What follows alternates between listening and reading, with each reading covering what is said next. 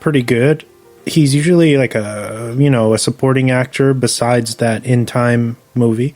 So it was pretty fun to see him kind of as the main character this time. And so the story is it's based in the South, I believe.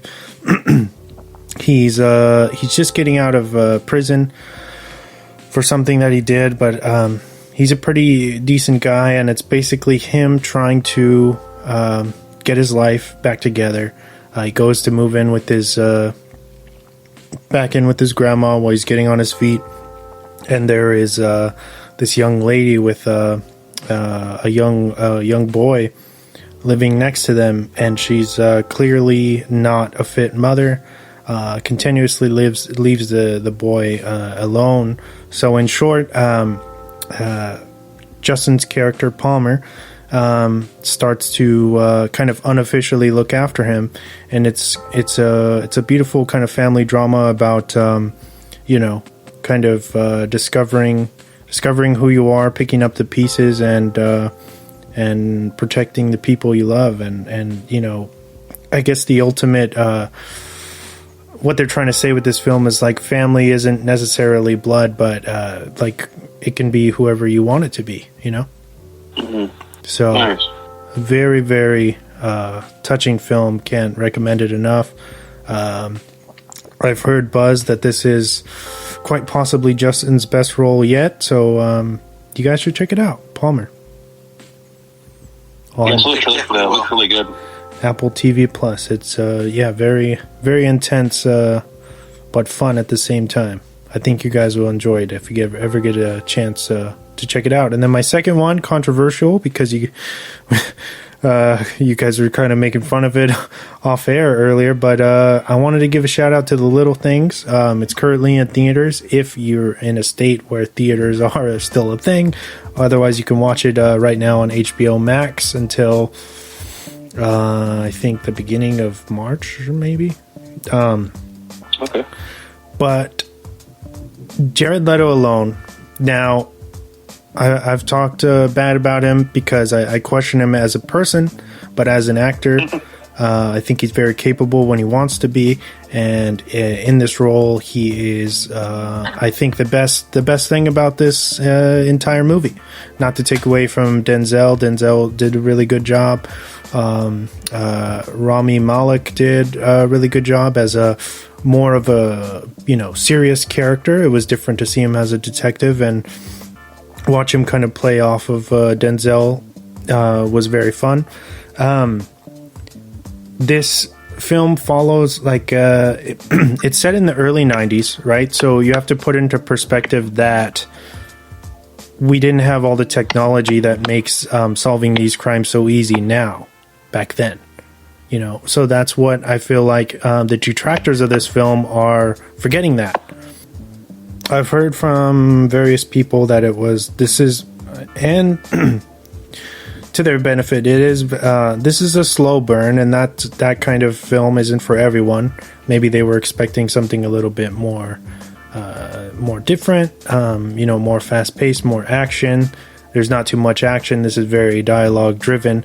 But I will say this, if you are a fan of true crime and, certain TV shows and stuff and how they go over investigations and the various things that it takes to solve these crimes, this one is very interesting and, if anything, worth at least one watch. Great performances. The outcome is very unpredictable, and I think that's what makes a lot of people upset, without spoiling anything. But I thought The Little Things was good for, I feel like they were trying to do an old school crime drama, and I think they succeeded at it. They got a top tier cast, and like I said, Jared Leto, so much fun to watch. You can tell he's having a blast on the set. The movie was good, but I feel like it lacked something, and I felt like I think you said this way, so I don't remember if you said, but for having those three casted, I thought something was going to be, the movie was going to be stronger, you know what I mean? But like you said, it's more dialogue driven. we don't want to spoil it. I think everyone should watch it because it has a touch on like weirdos. Mm-hmm. So I think that's what Jared Leto did really well. And he played that shit so good. I was like, man, I feel like I seen these motherfuckers before. You know what I mean? Like, but yeah, you should watch it. Anyone should watch it because it has, like I said, it touches up on weirdos and how sometimes society doesn't notice them, basically. But yeah, I think it was all right. That's fair. Yeah, and those are my two. So unless we have anything else, we can jump into our main focus. Yeah. Oh yeah. 5, 4, 3, 2, 1. And now for the movie focus of the week. All right. So this week, it was my pick. I wanted to talk about the original Creed. It's from 2015. It's rated PG-13. It's a sports drama. It runs at 2 hours and 13 minutes, and it's got a very high 95 on Rotten. This might be maybe the highest, one of the highest like films we've ever reviewed on the show so far. Yeah, 95, yeah. Holy shit. Near perfect score. So it's directed by Ryan Coogler, as we mentioned earlier, written by Ryan Coogler and Aaron Convington. Sorry if I butchered that. Starring Michael B. Jordan, Sylvester Stallone, Tessa Thompson, Tony Bello, and Felicia Rashad. The film is set in contemporary time and follows young Adonis Creed, the love child of famed boxer Apollo Creed. As Adonis struggles to find his own career path, he soon reaches out to Rocky Balboa for training and ultimately faces a decision to embrace the legacy of his late father or make it entirely on his own. In honor of Black History Month, I thought it would be great for us to rediscover the true greatness of Creed, and how this spin-off arguably jump-started the all-too-common trend of resurrecting franchises. In this case, Ryan Coogler and Michael B. Jordan jump-started Rocky once again, even bringing Sylvester Stallone back in his iconic role. Although he was uncredited, Stallone did in fact write all of his dialogue for his scenes. Creed was first released in the US on November 25th, 2015, and was met with wide acclaim across the board, generating a lot of buzz for the main actors, some of which were even nominated that year. As a boxing film, Creed is planted firmly in what made the original Rocky run a success. The brooding sense of passion and emotions run rampant throughout, and the chemistry between Jordan and Stallone is tremendous, while Jordan's love interest in Tessa Thompson is equally engaging as she gives a magnetic and enthralling performance in her own right. With a small budget of $35 million, the film went on to gross over $173 million worldwide, sparking a sequel which switched its director, but is still very effective in its storytelling ability. Creed was and still is a culturally significant film, with even being chosen by the National Board as one of the top 10 films of 2015. Thank you. Nice. Very nice. Beautiful. All right, guys. So now we go into why you chose the West. Yeah, why did you pick this one, Wes? Personally, I'm a big boxing fan. I love boxing movies. I've always been a big fan of Rocky, and I really thought that we had seen the end of him, at least that character envisionment of him with Rocky Balboa, which was 2006, 2007. Mm-hmm. And then, when this was announced, I can't remember what movie I went to see, and that I first saw this trailer, it blew my mind, because I was like, where are they going with this, And then, of course, they show Balboa, and it's like, they're really, like, continuing this legacy with one of his kind of like, big rivals. And I thought it was a brilliant way to bring back the past. And also I loved that so many people went to support this, you know what I mean? Because it could have easily, I feel like in a lot of ways been a flop, because, MMA is a big thing, and, there's all this competition between, boxing and MMA. You never know whether a movie is going to do well, or you know, hit home. And so I was always really happy that this one found a home early and continues to grow even now. And I chose this for Black History Month because I thought it was awesome how it shifts the focus from Rocky to, you know, Adonis and his struggle as, you know, being this kind of, or thinking that he was like this kind of shamed kid, hiding the fact that his father was famous. You know what I mean? He was in, you know, coming from, you know, a foster home. Obviously, his mom, you know, he had troubles with his mom as well, too.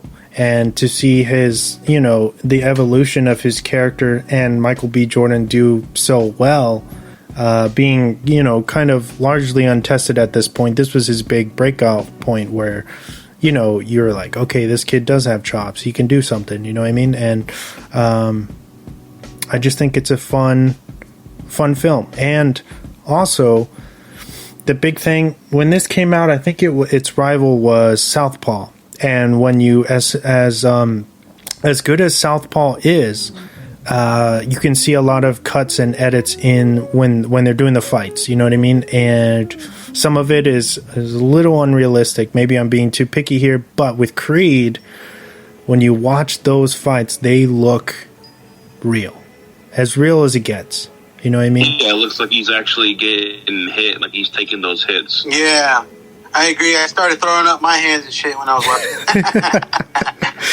Yeah, it's an ongoing thing with me. I don't know if you guys feel it too, but watching any type of boxing movie, UFC movie, I automatically feel like I know how to box after or during the movie.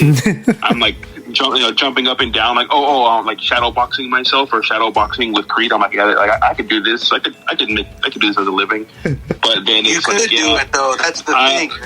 Yeah, it's very possible. A lot of people can, but I don't know. It's for me, that's a sign of a good like fighting movie where like if you get into it and you feel like you're in the fight, that's a testament to the director and to the acting and the choreography, that how good it is, and that makes you feel like, you know, you're in the ring with them, especially the camera work that they have inside the ring. You feel like maybe you're the referee as he's going in between fighters or going around the boxers as they're fighting. It just I love those point of views that you get inside the ring. It definitely feels the camera work is amazing in this. Yes. Yeah.